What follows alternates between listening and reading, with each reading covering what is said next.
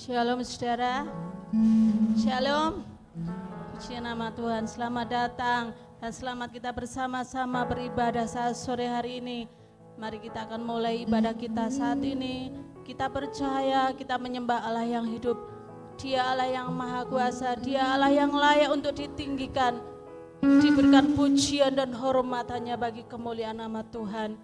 Mari kita akan sama-sama bangkit berdiri. Kita angkat satu pujian. Ku rasakan kasih-Mu Tuhan, ku rasakan kuasa-Mu. Haleluya Yesus.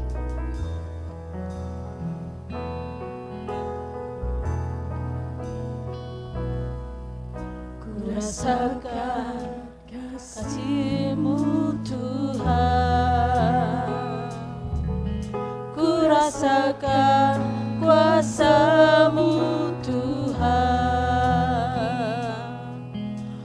Rasakan kasih kuasa Roh Kudus, ku rasakan kehadiran-Mu, ku rasakan kasih-Mu, ku rasakan kasih-Mu Tuhan, ku rasakan kuasa-Mu Tuhan, kuasa-Mu rasakan kasih kuasa Roh Kudus, ku rasakan kehadiran-Mu, ku rasakan kasih-Mu, ku rasakan kasih-Mu Tuhan, ku rasakan kuasa-Mu rasakan kasih kuasa Roh Kudus, ku rasakan kehadiran-Curahkanlah Tuhan, curahkanlah kuasa-Mu Tuhan, mujizat terjadi di tempat ini, curahkanlah kuasa-Mu Tuhan, mujizat terjadi sekarang ini.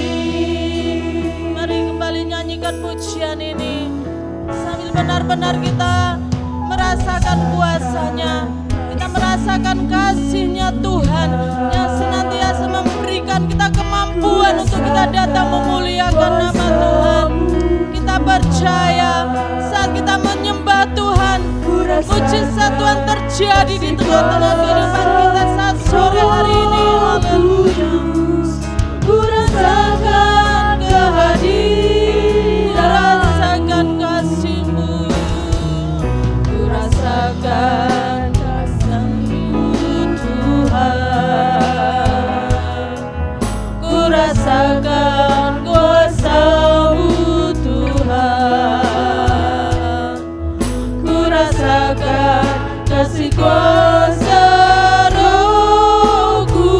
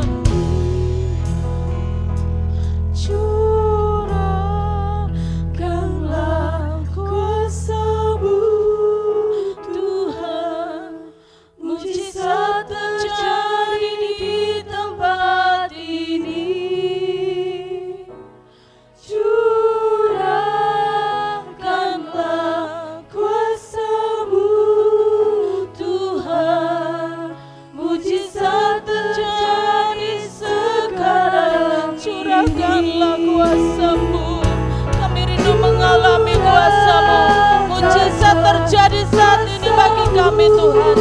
Kami rindu memuji Engkau, kami rindu memuliakan nama-Mu Tuhan. Berkati ibadah kami dari awal, pertengahan hingga akhirnya. Engkau yang mengambil alih, Engkau yang bekerja, Engkau yang mengurapi setiap kami. Kuasai berkuasa kegelapan kami singkirkan di dalam nama Yesus. Kami hanya undang kuasa Tuhan bekerja bagi kami saat sore hari Tuhan. Terima kasih Tuhan. Mujizat terjadi, mujizat terjadi sekarang ini. Kami siapkan seluruh kehidupan kami. Kami percaya Tuhan, Engkau yang layak kami sembah. Kami mulai ibadah kami saat sore hari ini di dalam nama Tuhan Yesus Kristus. Haleluya. Amin. Puji Tuhan. Saat sore hari saya percaya setiap kita merindukan kuasa Tuhan bekerja di tempat ini. Sehingga kita merasakan mujizat itu boleh kita alami saat kita memuliakan nama Tuhan. Amin saudaraku. Sebab Tuhan maha besar dan sangat terpuji. Sangat pujian ini. Haleluya. Nyanyikan dengan penuh sukacita. Haleluya.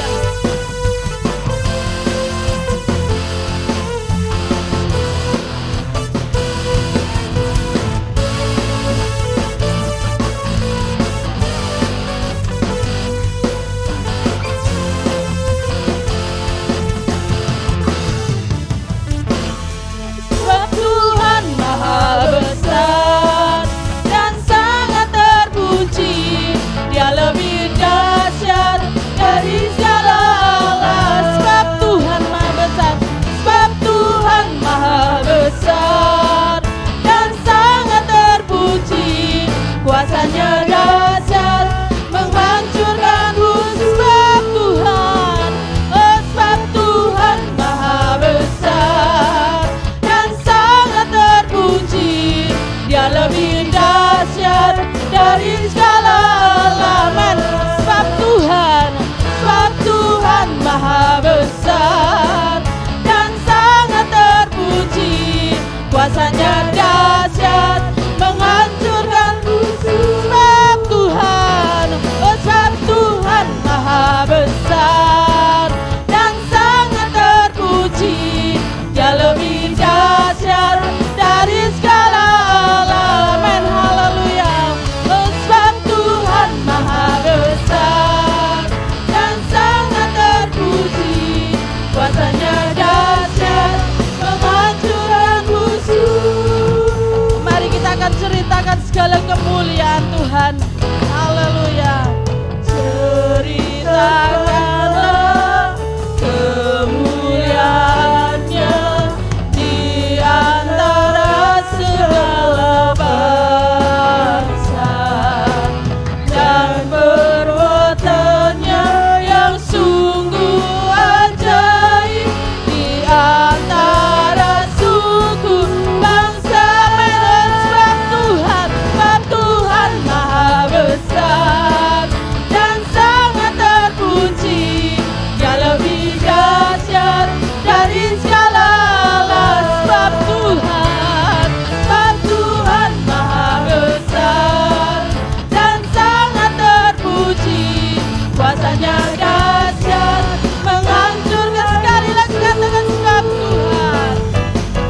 Tuhan maha besar dan sangat terpuji, Dia lebih dahsyat dari segala alam.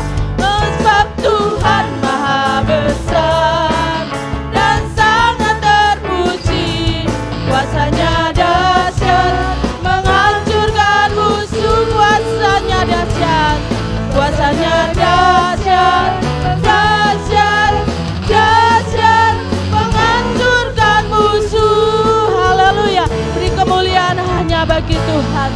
Secara percaya kita menyembah Allah yang luar biasa, Allah yang dahsyat, Allah di atas segalanya Tuhan. Terima kasih Tuhan. Haleluya. Kita akan satu pujian.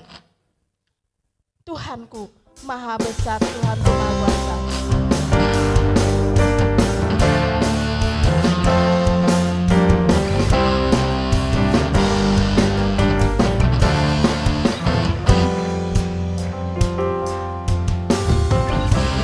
Tuhanku maha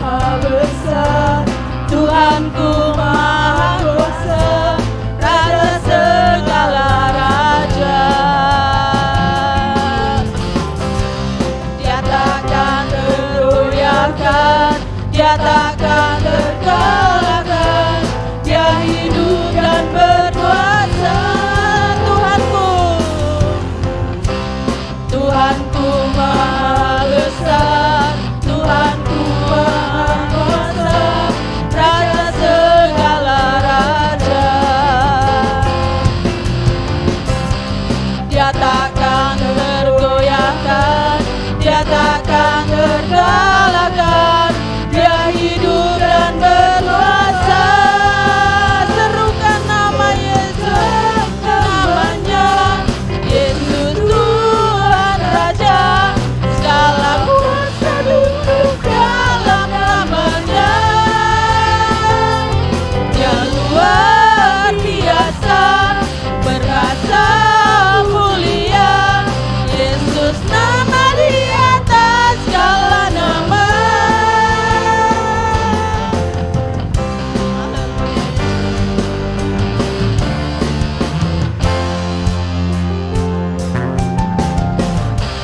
Tuhanku Maha besar, Tuhanku Maha kuasa, Raja segala raja. Dia takkan tergoyahkan, Dia takkan terkalahkan, Dia hidup dan berkuasa. Serukan namanya, namanya Yesus Tuhan Raja, segala kuasa tunduk dalam namanya. Dia luar biasa, berkuasa mulia, Yesus nama di atas segala nama. Serukan nama Yesus, namanya Yesus Tuhan Raja, segala kuasa tunduk dalam namanya. Dia luar biasa, berkuasa mulia, Yesus nama di atas segala nama. Yesus nama di atas segala nama, nama di atas segala nama. Yesus nama di atas segala nama, Yesus di atas segala nama. Haleluya, silakan duduk. Cara sungguh luar biasa. Pujian ini menceritakan kebesaran Tuhan. Dia Allah yang tidak dapat tergoyahkan, Dia Allah yang tidak dapat terkalahkan oleh apapun. Segala kuasa tunduk di dalam nama Yesus. Amin saudaraku. Mari kita kesangkat satu pujian kembali. Tuhanlah kekuatan dan mazmurku. Haleluya.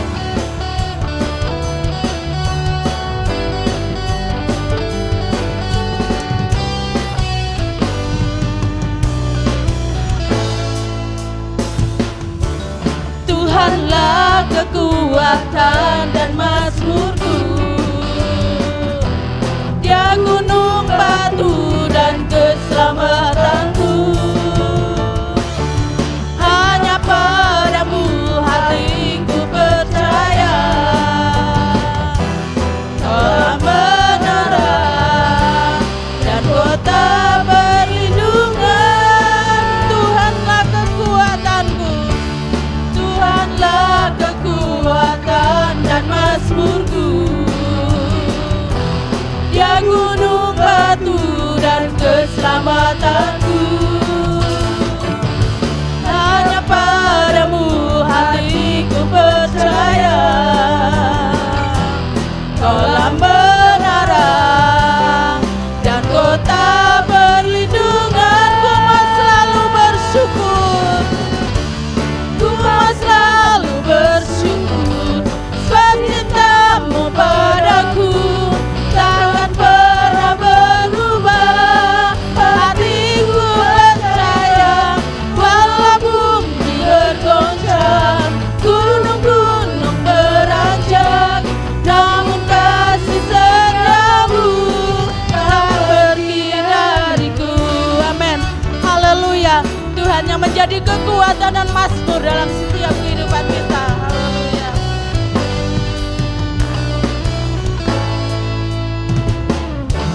Tuhanlah kekuatan dan mazmurku,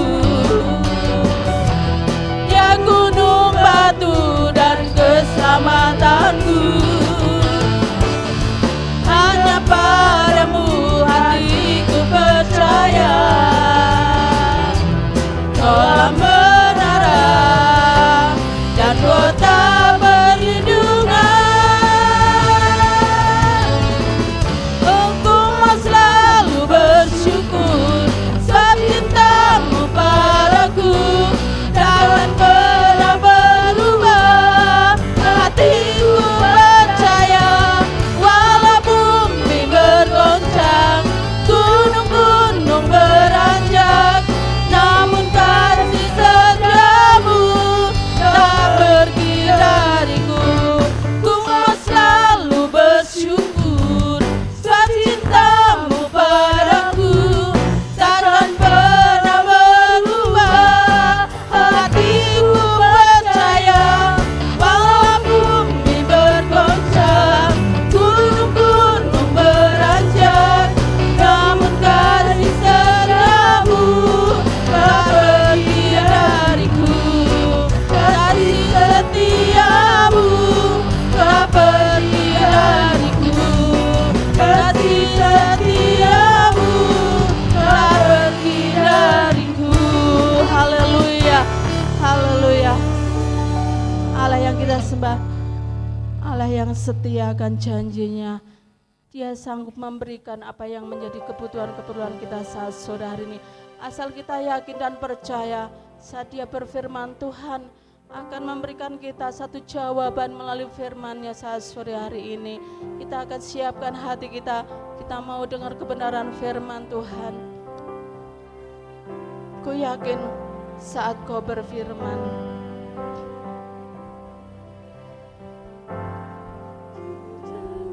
bagi Tuhan tak ada yang mustahil.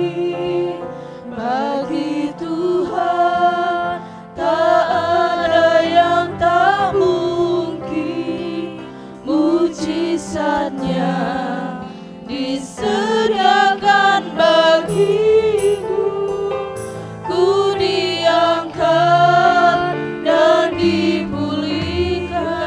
Bagi Tuhan tidak ada yang mustahil. Mari jemaat Tuhan, saya undang untuk kita sama-sama membangkit berdiri, angkat pujian ini dengan penuh percaya kepada Tuhan. Bagi Tuhan tidak ada yang mustahil.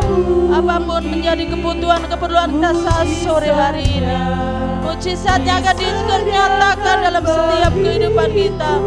Haleluya Yesus. Dan dipulihkannya.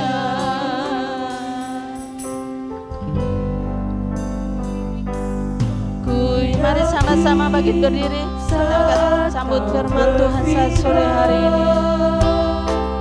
Ku menang saat Kau bertindak, hidupku hanya ditentukan oleh perkataanmu.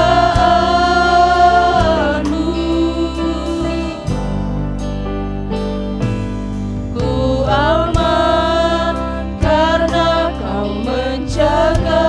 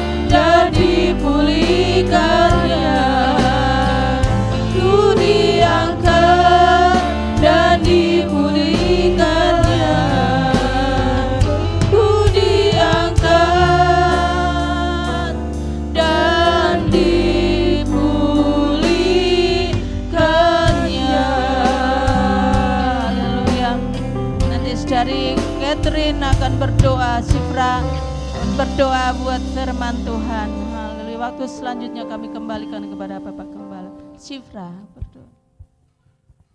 Bagi Engkau tidak ada yang mustahil Tuhan, kami ucap syukur buat sore hari ini, Kau yang telah kumpulkan kami Tuhan, di tempat itu bersama-sama muji dan besarkan nama-Mu Tuhan. Biarlah setiap puji-pujian kami Tuhan boleh berkenan di hadapan-Mu, dan tiba saatnya sebentar kami mau menerima kebenaran firman-Mu Tuhan, Kau yang urapi hamba-Mu Tuhan, apa yang menjadi isi hati-Mu Tuhan boleh sampaikan di tempat ini Tuhan, dan kami boleh mengerti apa menjadi mau-Mu, dan firman-Mu ini Tuhan boleh tertanam di dalam setiap tanah hati kami, dan kami mau duduk diam untuk mendengarkan kebenaran firman-Mu, dan kami sambut berkat firman-Mu hanya dalam nama Tuhan Yesus Kristus. Haleluya. Amin. Haleluya, puji Tuhan. Selamat sore Bapak Ibu, selamat berjumpa dan salam sejahtera dalam kasih Tuhan Yesus Kristus. Berapa banyak yang sudah siap untuk terima berkat? Silahkan angkat tangan. Oh, semua angkat tangan berarti semua siap untuk diberkati. Buka hatimu, Tuhan akan memberkati saudara dan saya melalui kebenaran firman Tuhan. Baik, saya ingin mengajak saudara membaca firman Tuhan ya sebagai dasar acuan yang akan kita bahas sore ini dari kitab Wahyu pasal 14 ayat 12 dan ayat 13. Saya jemput dengan hormat semuanya bangkit berdiri. Yang penting di sini ialah ketekunan orang-orang kudus yang menuruti perintah Allah dan iman kepada Yesus Kristus. Dan aku mendengar suara dari surga berkata, tuliskan, berbahagialah orang-orang mati yang mati dalam Tuhan sejak sekarang ini. Sungguh kata Roh, supaya mereka boleh beristirahat dari jerih lelah mereka, karena segala perbuatan mereka menyertai mereka. Amin. Sesuai dengan ayat ini, tema firman Tuhan berbicara tentang beberapa hal yang penting perlu dilakukan supaya saudara dan saya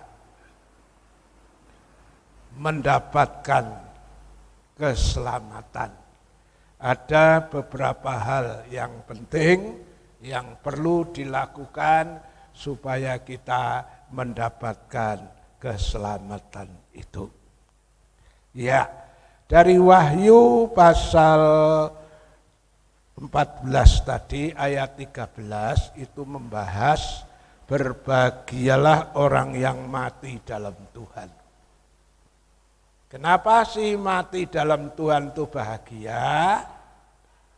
Paulus kan bilang hidup itu Kristus, mati itu untung. Nah, kitab Wahyu menegaskan lagi, berbahagialah orang yang mati dalam Tuhan. Kenapa orang yang mati dalam Tuhan itu berhenti dari susah payahnya dunia. Wis ora ngrasake rego barang-barang munda. Wis ora ngrasake lara ngelu mules. Ya, berhenti dari kesusahan dunia.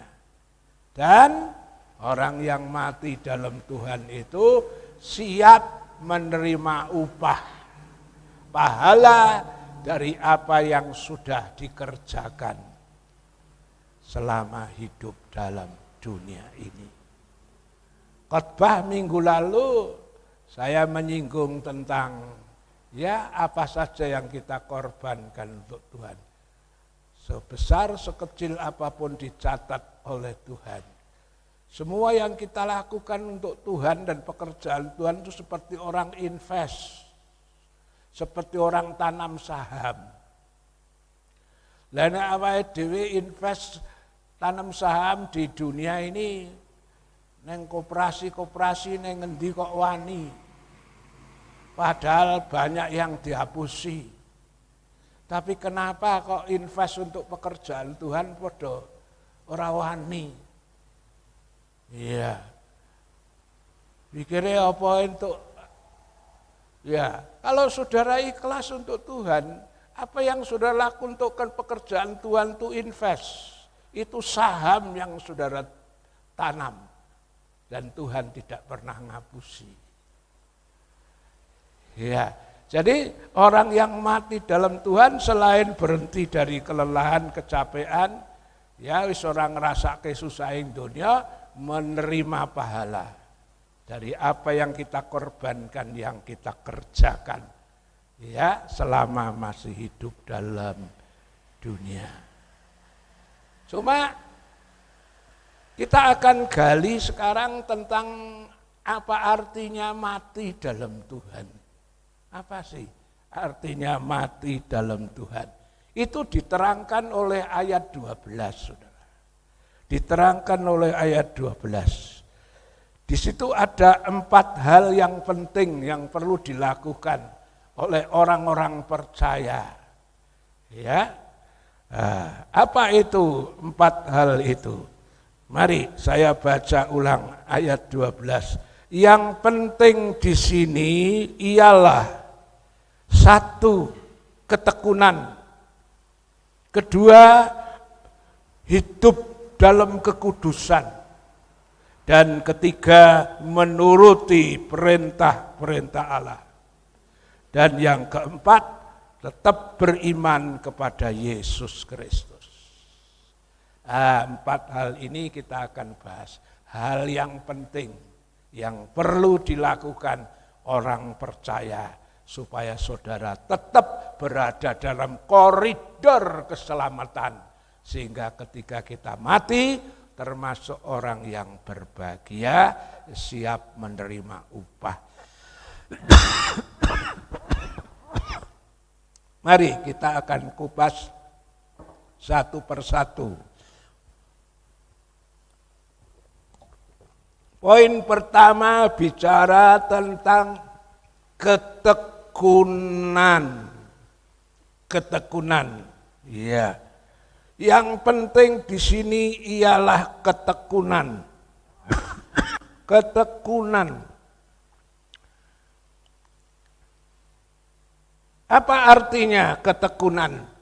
Kalau saudara sudah jadi orang Kristen, kita harus menekuni. Tidak boleh jadi Kristen yang leda-lede.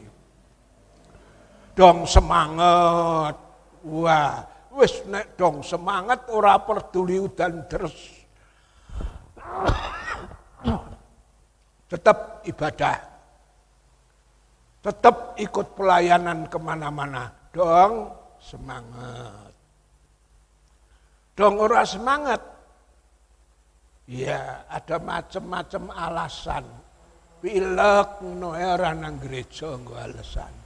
Krimis ngono engko alasan ora nang gereja. Ini namanya orang yang tidak tekun. Orang yang tekun ki ora leda-lede. Tetap semangat sampai akhir. Ada ayat di Matius 24 ayat 13. Terjemahan lama mengatakan, barang siapa bertekun sampai akhir, dialah yang diselamatkan. Jadi siapa yang diselamatkan? Barang siapa yang bertekun sampai ke akhir. Saudara jadi Kristen 50 tahun, 60 tahun, berapi-api semangat melayani Tuhan. Talentanya cukup banyak, berbuat ini itu, pengorbanannya juga luar biasa. Sudah sampai 60 tahun. Tapi kurang seminggu meninggal, saudara lagi melempem. Saudara lagi ya ogah-ogahan. aras-arasan neng gereja, aras-arasan melayani, walaupun sebenarnya punya talenta. Tapi istilahnya lagi mogok. Ini tidak bertekun. Yang diselamatkan adalah orang yang bertekun, tetap semangat dalam ibadah melayani. Ya, semangat terus sampai akhir hidup. Inilah yang diselamatkan. Yang kedua, berdasarkan Wahyu pasal 14 ayat 12, setelah ketekunan, yang penting di sini ialah ketekunan orang-orang kudus. Yang kedua, hidup di dalam kekudusan. Saudara sudah menjadi orang Kristen, ya saudara sudah jadi orang yang tekun setia dalam mengiring dan melayani Tuhan.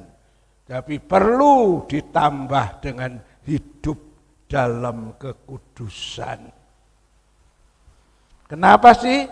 Kalau saudara tidak hidup dalam kekudusan, sekalipun saudara ya tekun, setia, ya, tapi kalau tidak hidup dalam kekudusan, maka saudara, ketekunan kita itu akan menjadi sia-sia. Kenapa sih? Ibrani 12 ayat 14 mengatakan, tanpa kekudusan orang tidak bisa melihat Tuhan. Coba tolong dibaca. Ibrani 12 ayat yang ke-14, berusahalah hidup damai dengan semua orang dan kejarlah kekudusan, sebab tanpa kekudusan tidak seorang pun akan melihat Tuhan. Iya, berusaha hidup berdamai di semua orang. Palango berdamai dengan semua orang. Ya, terus kejar itu kekudusan. Sebab apa? Tanpa kekudusan seorang pun tidak dapat melihat Tuhan. Melihat saja enggak bisa, apalagi nyanding. Ya, orang percaya kan sering digambarkan sebagai mempelai perempuan Tuhan. Sing jenengane penganten ki njagong jejer. Urip kumpul dadi siji. Lah kalau melihat saja enggak bisa, jangan mimpi jadi pengantennya Tuhan. Ya, tanpa kekudusan seorang pun tidak bisa melihat Tuhan. Tuhan itu maha suci. Musa itu direwangi tirakat poso 40 dino 40 bengi kepengen melihat Tuhan. Tuhan bilang ora iso. Tapi Musa meksa. Akhirnya Tuhan ya wis kowe oleh delok aku tapi dari belakangnya saja. Orang tidak kuat. Apalagi yang tidak siap, tidak hidup dalam kekudusan. Seorang pun tidak bisa melihat Tuhan. Coba mari kita baca ayat yang mendukung ini, 1 Petrus 1:15. 1 Petrus 1 ayat 15. Tetapi hendaklah kamu menjadi kudus di dalam seluruh hidupmu, sama seperti Dia yang kudus yang telah memanggil kamu. Hendaklah kamu menjadi kudus di dalam seluruh hidupmu. Apa artinya kudus? Seluruh hidupmu. Hidup dalam kekudusan. Ya, dalam seluruh kehidupanmu. Artinya ialah secara tubuh, jiwa, dan roh. Manusia kan terdiri dari 3 unsur, tubuh, jiwa, dan roh. Hidup dalam kekudusan dalam seluruh hidupmu berarti secara sempurna tubuh, jiwa, dan roh. Orang-orang yang seperti inilah yang nantinya bakal bisa ketemu dengan Tuhan. 1 Tesalonika 5:23. 1 Tesalonika 5:23. Semoga Allah damai sejahtera menguduskan kamu seluruhnya dan semoga roh, jiwa, dan tubuhmu terpelihara sempurna dengan tak bercacat pada kedatangan Yesus Kristus, Tuhan kita. Iya, 1 Tesalonika 5, semoga Allah damai sejahtera menguduskan kamu seluruhnya. Iya, seluruhnya. Dirinci seluruhnya itu artinya roh, jiwa, dan tubuh. Ini perlu dipelihara, dipuk-ipuk, diopeni sampai kedatangan Tuhan. Iya, pada kedatangan Tuhan Yesus. Jadi orang-orang yang menjaga kekudusan secara sempurna tubuh, jiwa, dan roh, itulah yang bakal bisa nanti ketemu Tuhan dan masuk bersama Tuhan dalam kerajaan sorga. Berbicara tentang kekudusan, saudara, itu bukanlah sesuatu yang jatuh dari langit. Artinya kekudusan itu harus diperjuangkan. Awal kita bertobat, terima Yesus, bertobat, mengaku dosa, kita dikuduskan, disucikan oleh darahnya Yesus. Selanjutnya setelah itu Tuhan pesan supaya kita tetap memelihara, menjaga kekudusan itu. Jadi kekudusan itu perlu dijaga, perlu dipelihara, dan perlu diperjuangkan. Mana ayatnya? Coba kita lihat Daniel pasal 1 ayat 8 dan 9. Daniel pasal 1 ayat 8 dan 9. Daniel berketetapan untuk tidak menajiskan dirinya dengan santapan raja dan dengan anggur yang biasa diminum raja. Dimintanyalah kepada pemimpin pegawai istana itu supaya ia tak usah menajiskan dirinya. Maka Allah mengaruniakan kepada Daniel kasih dan sayang dari pemimpin pegawai istana itu. Daniel berketetapan untuk tidak menajiskan dirinya. Ada niat, ada usaha. Berketetapan, niat, usaha. Pengen apa? Tidak menajiskan dirinya. Artinya kepengen hidup dalam kekudusan. Nah, oleh karena itu Daniel lalu berjuang. Berjuang apa?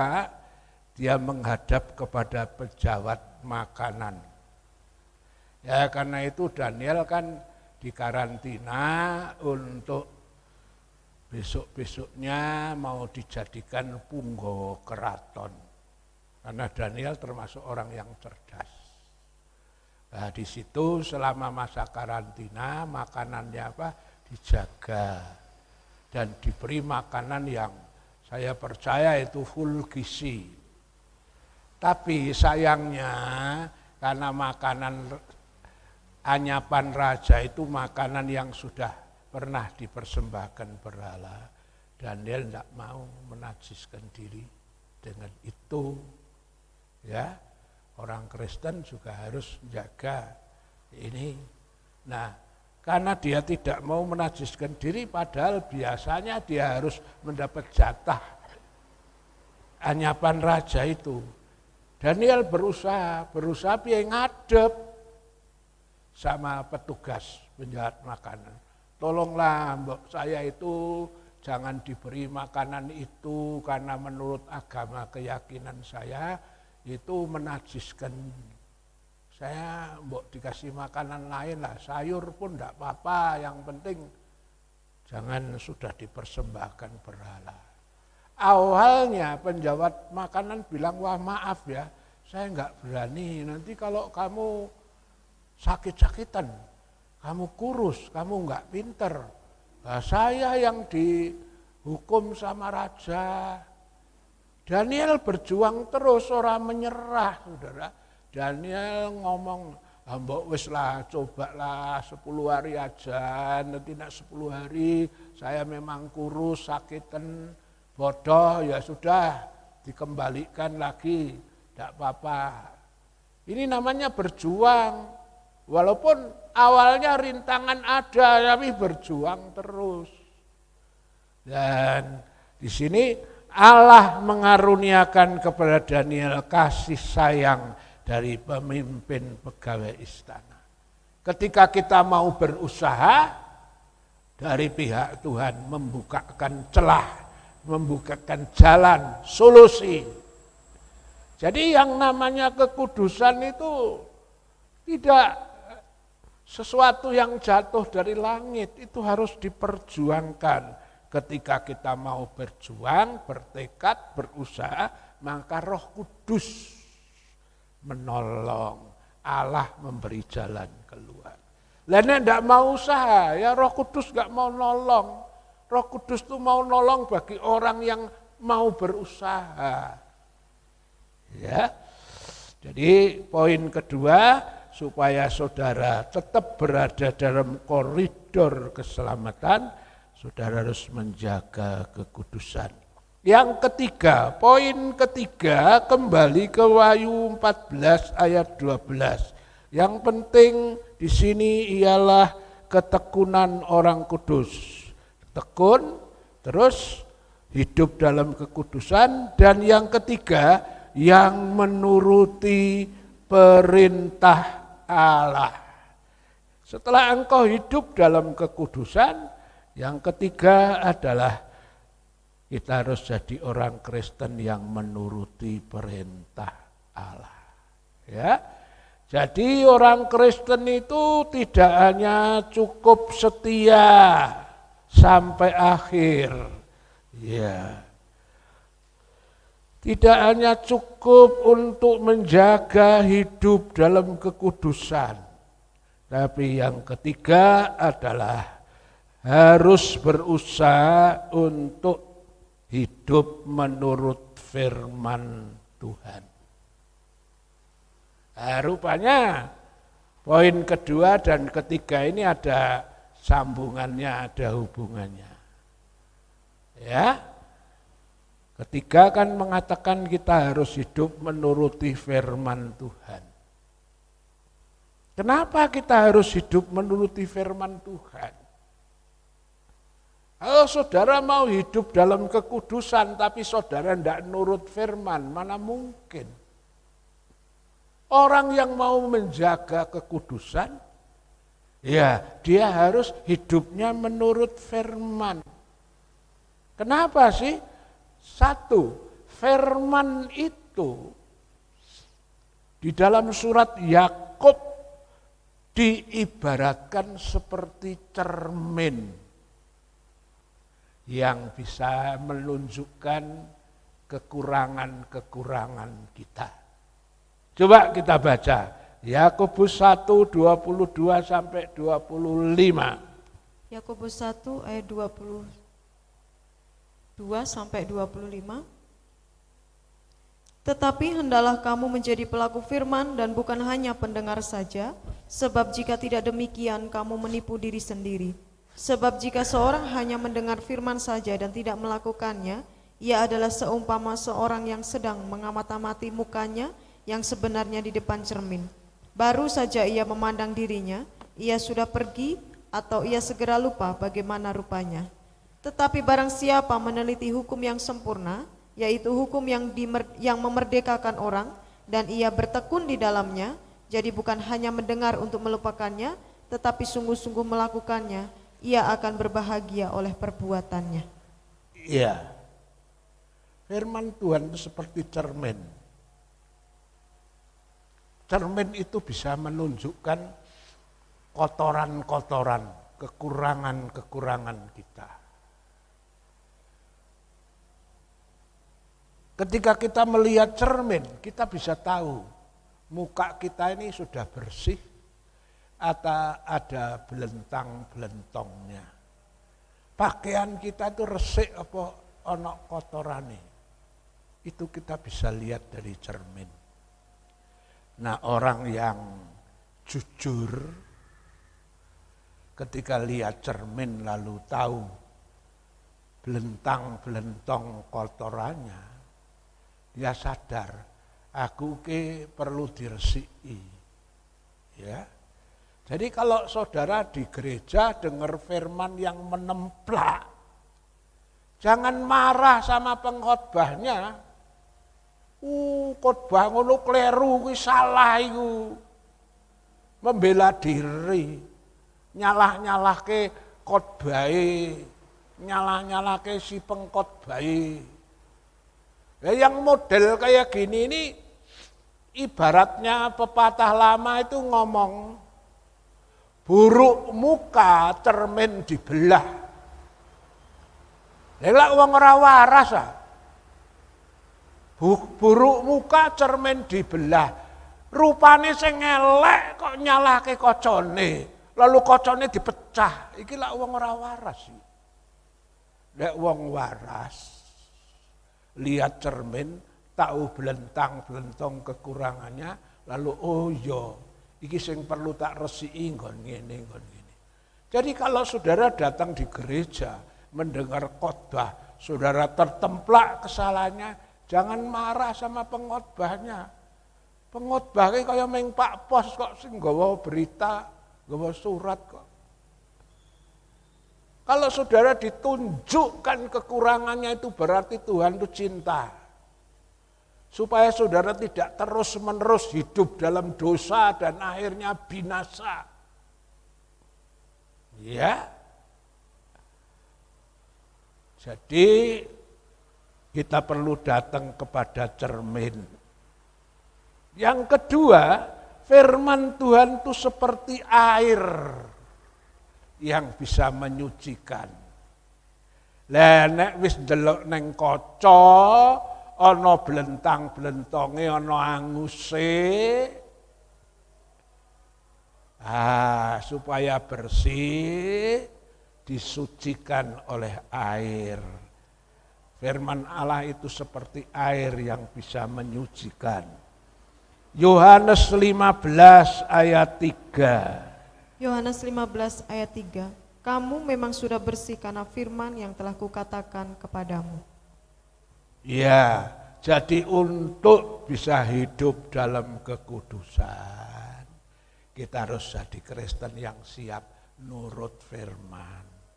Lah nek Kristen gawene mbantah terus karo firman, nyalah-nyalahke sing khotbah, nyalah-nyalahke karo firman sampai kiamat, dia enggak bisa didandani. Karena orangnya wangkal, ora gelem didandani. Ya, firman Tuhan seperti cermin nguduhi kekurangan kesalahane. Sing bener, nek ngerti belentang-belentonge ndang diresiki. Firman Tuhan seperti air, kamu memang suci, kamu memang kudus karena perkataan-perkataanku. Jadilah Kristen yang nurut firman. Supaya hidupmu semakin hari semakin disucikan. Kayak nyanyian kita, semakin mulia dia ubahku. Ya diubah nek gelem, nek ora gelem ya Tuhan ndak mau meksa kok. Ubahku, ubahku menjadi serupa dengan gambarnya. Dunia saksikan kasihnya. Nek saudara mau ditunjukkan kesalahannya lalu bertobat, firman itu menyucikan supaya semakin hari semakin sempurna. Akhirnya sesuai dengan gambar khaliknya seperti Yesus dan tetap berada dalam koridor keselamatan. Yang keempat atau terakhir, kembali ke Wahyu pasal 14 tadi ayat 12. Ya, setelah yang menuruti perintah Allah yang terakhir dan iman kepada Yesus Kristus. Ya, di atas dari semuanya yang kita bicarakan tadi, tidak kalah penting ialah tetap beriman kepada Yesus Kristus. Karena apa artinya? Ya, kita taat pada hukum Tuhan, kita hidup dalam kesucian, ya. Tetapi saudara tidak beriman kepada Tuhan, semuanya sia-sia. Bukankah di luar sana itu banyak orang yang agamis, orang yang ya hidupnya kelihatannya itu lebih baik dari kita. Koyoknya enggak ada cacat celahnya itu. Tapi kalau dia tidak percaya Yesus, ya percuma itu. Tuhan Yesus pernah ngomong di Matius 5 ayat 20. Ngomong apa Tuhan Yesus? Coba dibaca. Matius 5 ayat 20. Maka aku berkata kepadamu, jika hidup keagamaanmu tidak lebih benar daripada hidup keagamaan ahli-ahli Taurat dan orang-orang Farisi, sesungguhnya kamu tidak akan masuk ke dalam kerajaan surga. Ya, Tuhan bilang kalau hidup keagamaanmu tidak lebih. Ya. Matius 5 ayat 20. Kalau hidup keagamaan tidak lebih benar daripada hidup keagamaan ahli Taurat dan orang Farisi, sesungguhnya kamu tidak akan masuk ke dalam kerajaan surga. Ahli Taurat, orang Farisi itu terkenal alim ulama, orang mandengnya dia orang suci, dihormati di mana-mana karena jabatannya.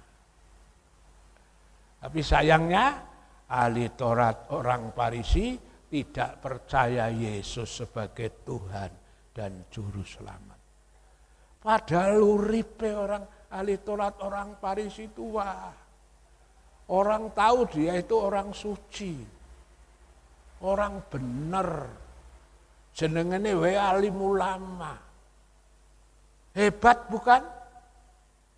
Tapi sayangnya tidak percaya Yesus. Dalam dunia ini banyak orang beragama lain itu hidupnya mungkin lebih baik dari orang Kristen.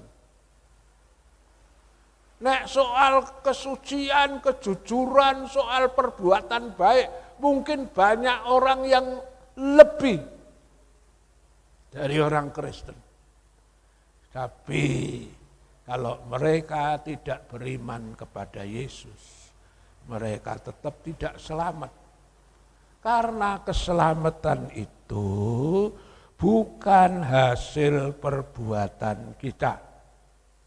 Coba itu Efesus 2 ayat 8 dan 9. Efesus 2 ayat 8 dan 9. Sebab karena kasih karunia kamu diselamatkan oleh iman, itu bukan hasil usahamu, tetapi pemberian Allah. Itu bukan hasil pekerjaanmu, jangan ada orang yang memegahkan diri.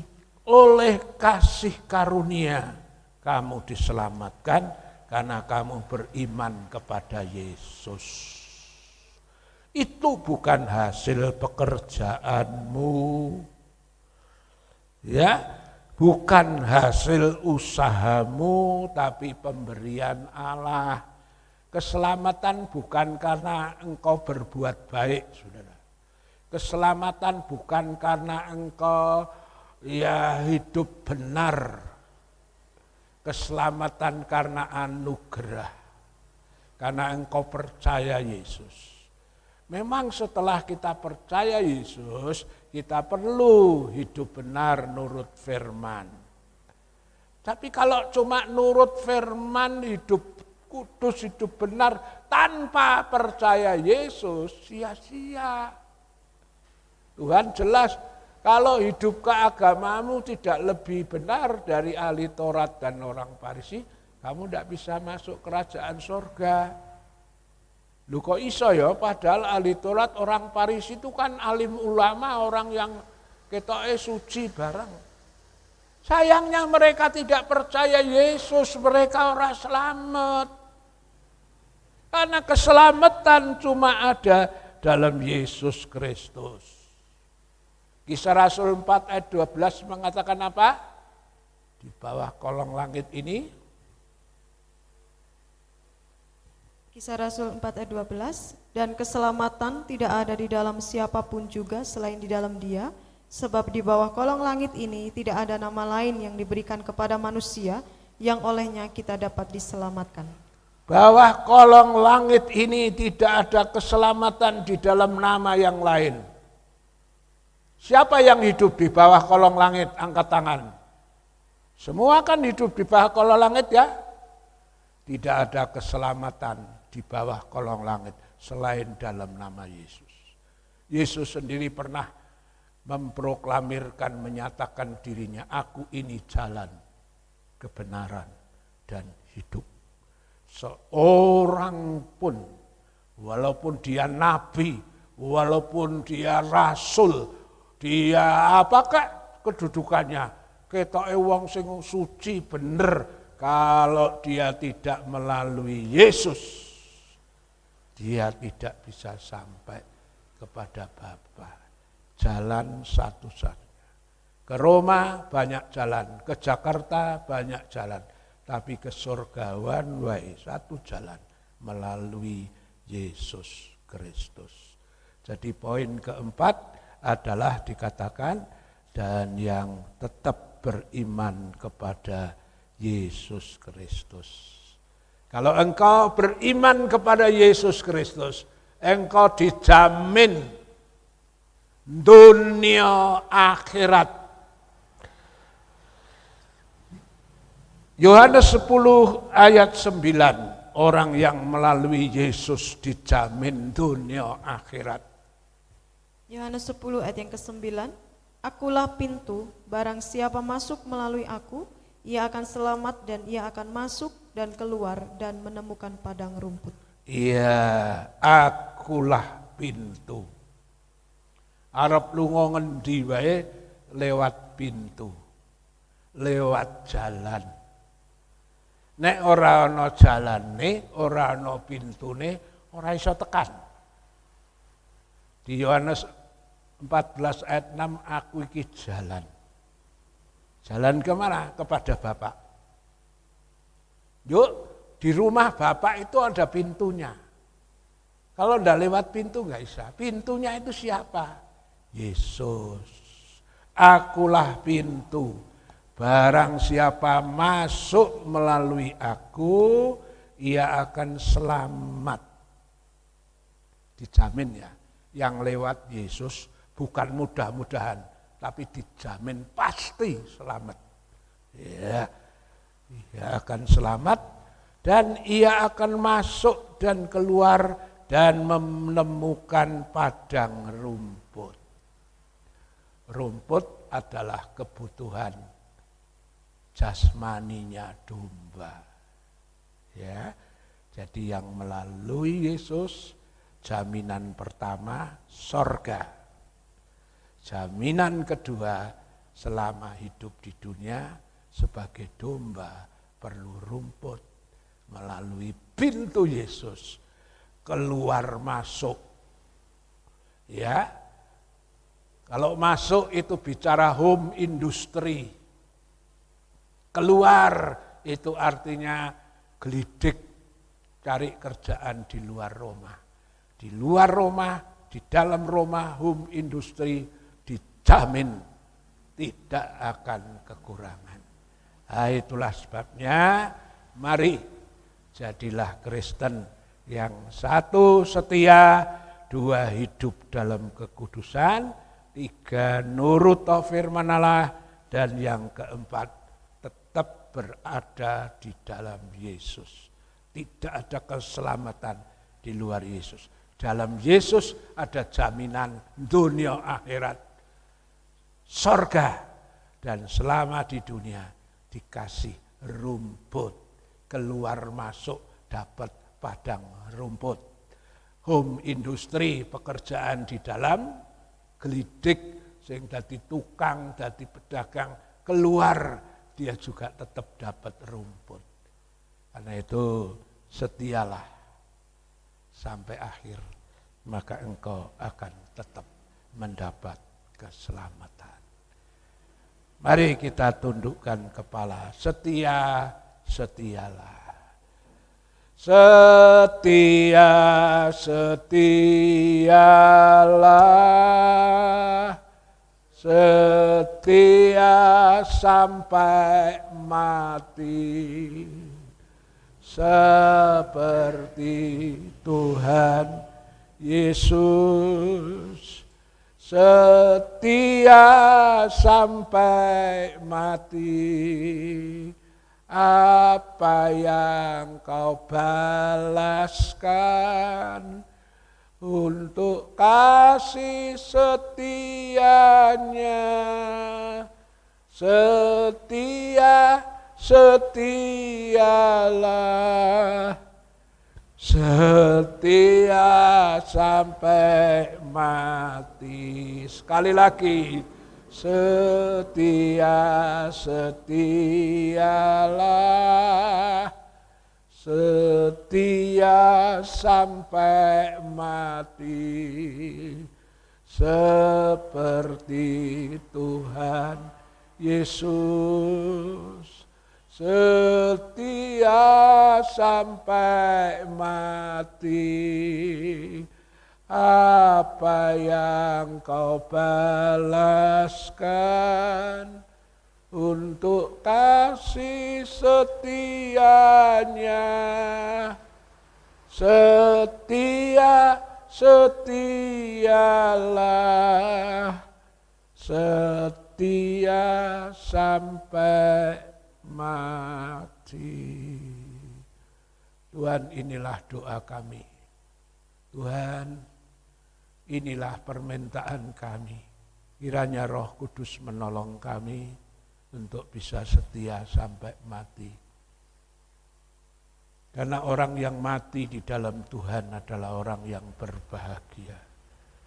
Yaitu orang yang tekun sampai akhir. Orang yang hidup dalam kekudusan. Orang yang nurut firman Tuhan.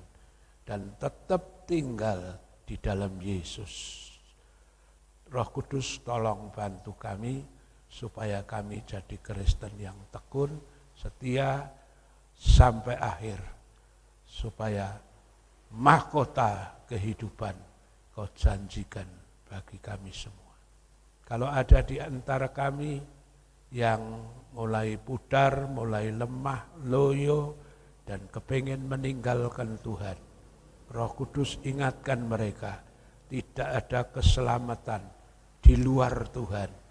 Apapun terjadi, tolong kami Roh Kudus, kami boleh tetap setia sampai akhir. Terima kasih Tuhan, terima kasih. Jaminannya adalah sorga, di mana tidak ada kesusahan, tidak ada tangisan. Sorga, jaminannya adalah kami mendapat upah dari semua yang sudah kami lakukan dalam dunia ini. Terima kasih, terpuji namamu. Dalam nama Tuhan Yesus Kristus. Amin. Tidak ada hubungan lain, doakan saja pembangunan rumah Tuhan tetap berjalan sampai selesai. Tuhan memberkati semua yang Anda korbankan. Saudara yang punya rezeki, pengen bantu pembangunan rumah Tuhan, di depan ada kotak persembahan pembangunan. Saudara bisa mengisinya atau menghubungi saya atau bendahara dan menyerahkan. Dan itu akan digunakan untuk pembangunan rumah Tuhan. Setiap sen rupiah seberapapun yang saudara korban dicatat oleh Tuhan. Itu investasi untuk kerajaan sorga. Iya, saudara akan mendapat berkat yang luar biasa. Jasmani dan rohani. Mari kita akhiri, kita bangkit berdiri. Shalom, shalom, damai Allah turun ke atasmu sekarang. Shalom, shalom, damai Allah sekarang dan selamanya. Seperti sungai mengalir, lembut gemercik, seperti burung merpati, damai surgawi. Shalom, shalom, diberkatilah kau selalu. Berkat atas nama Bapa, Anak, Roh Kudus. Saudara yang dikasihi Tuhan, marilah kita pulang membawa berkat Tuhan. Yang sakit disembuhkan, yang lemah dikuatkan, yang punya masalah, persoalan apapun kau pulang dengan kemenangan. Pertolongan Tuhan. Berkatilah usaha anak-anakmu yang tani, ternak, dagang, wira swasta, kerja apa saja yang halal, limpahkan berkat supaya nama Tuhan dipermuliakan. Terima kasih setiap pengorbanan yang dibawa anakmu hari ini. Satangan sukarela perpuluhan nasar buah sulung. Ya, korban untuk Natal, bahkan persembahan untuk pembangunan. Tuhan mencatat, menilai, Tuhan akan kembalikan lipat kali ganda sesuai janji firman-Mu. Marilah kita pulang dan terimalah berkat dari Allah Bapa, kasih sayang dari Tuhan Yesus, persekutuan Allah Roh Kudus menyertai saudara dan saya saat ini sampai Maranatha, Tuhan Yesus datang kembali. Haleluya, amin. Tuhan memberkati.